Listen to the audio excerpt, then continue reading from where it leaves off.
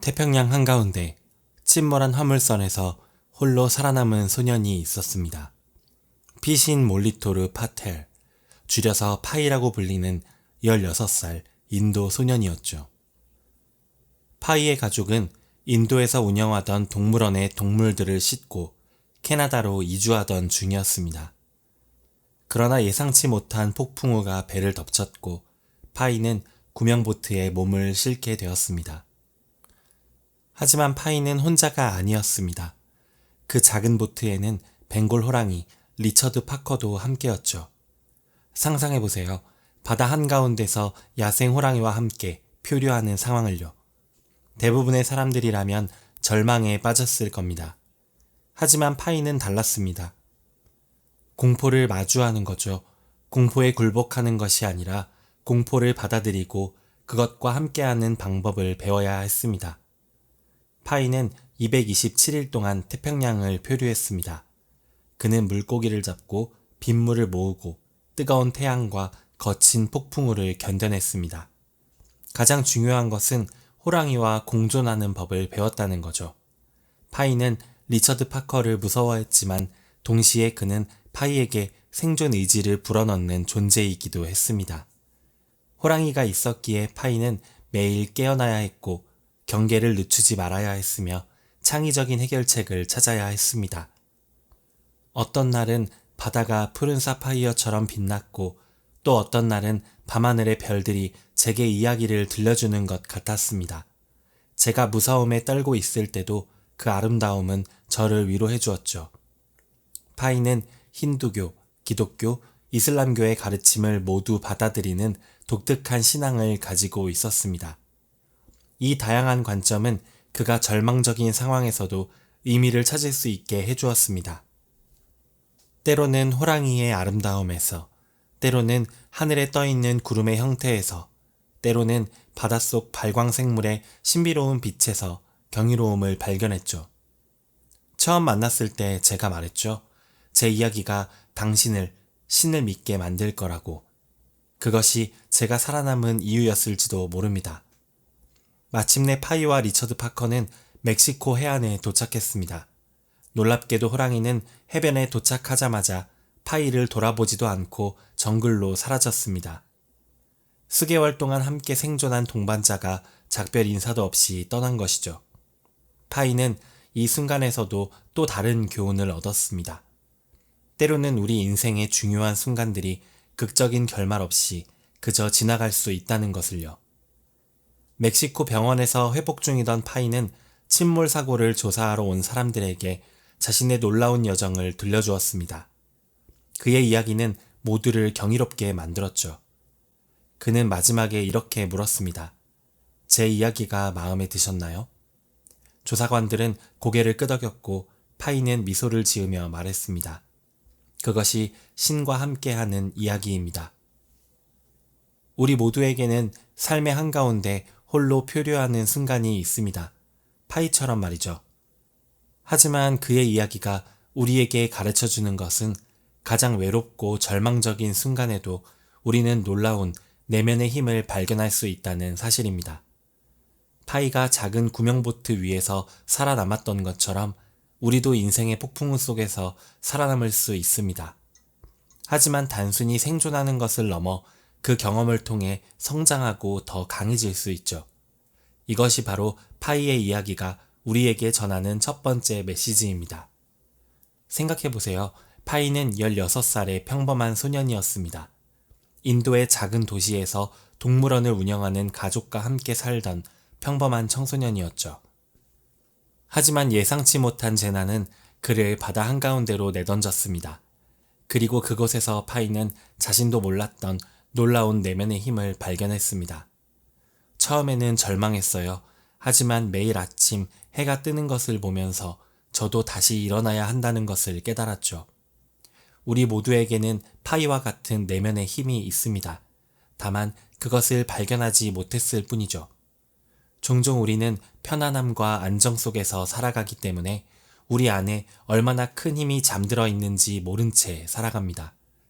하지만 인생의 폭풍우가 우리를 덮칠 때 우리는 비로소 자신의 진정한 잠재력을 발견하게 됩니다. 파이는 물고기를 잡는 법을 배웠고 태양으로부터 자신을 보호하는 법을 알아냈으며 빗물을 모으는 시스템을 만들어냈습니다. 그는 자신도 몰랐던 생존 기술을 하나씩 발견해 나갔죠. 마찬가지로 우리도 인생의 위기 속에서 새로운 기술과 능력을 발견하게 됩니다. 파이 이야기에서 두 번째로 배울 수 있는 것은 변화를 받아들이는 지혜입니다. 파이는 하루아침에 안락한 가정에서 태평양 한가운데로 던져졌습니다. 그의 세계는 완전히 뒤바뀌었죠. 하지만 파이는 이 변화를 거부하지 않았습니다. 대신 그는 새로운 현실을 받아들이고 그 속에서 살아가는 법을 배웠습니다. 바다는 매일 다른 얼굴을 보여주었어요. 때로는 잔잔한 거울처럼, 때로는 무시무시한 괴물처럼 변했죠. 저는 바다의 모든 얼굴을 받아들이는 법을 배웠습니다. 인생은 끊임없이 변합니다. 우리가 아무리 계획을 세우고 준비를 해도 예상치 못한 변화는 언제든 찾아올 수 있습니다. 코로나 팬데믹을 생각해 보세요. 우리 모두의 일상이 하루아침에 바뀌었습니다. 하지만 그 속에서도 우리는 새로운 방식으로 일하고 소통하고 살아가는 법을 배웠죠.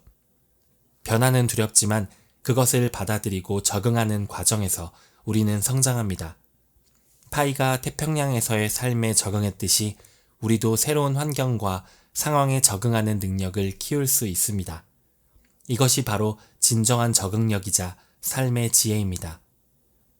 파이 이야기의 가장 흥미로운 부분은 아마도 리처드 파커, 즉 벵골 호랑이와의 관계일 것입니다. 파이는 호랑이를 없애거나 완전히 길들이려 하지 않았습니다. 대신 그는 호랑이와 함께 살아가는 법을 배웠죠. 리처드 파커는 제 가장 큰 두려움이었지만 동시에 제 가장 소중한 동반자이기도 했습니다. 그가 있었기에 저는 매일 깨어날 이유가 있었고 매일 더 강해질 수밖에 없었죠. 이것은 우리의 두려움에 대한 중요한 교훈을 담고 있습니다. 대부분의 사람들은 두려움을 부정적인 것으로 여깁니다. 그래서 두려움을 피하거나 억누르거나 무시하려고 하죠. 하지만 파이의 이야기는 우리에게 다른 접근법을 제시합니다. 두려움을 인정하고 받아들이고 심지어 그것과 함께 살아가는 법을 배우는 것입니다. 우리 모두에게는 나름의 리처드 파커가 있습니다. 실패에 대한 두려움, 거절에 대한 두려움, 불확실성에 대한 두려움 등 다양한 형태로 존재하죠.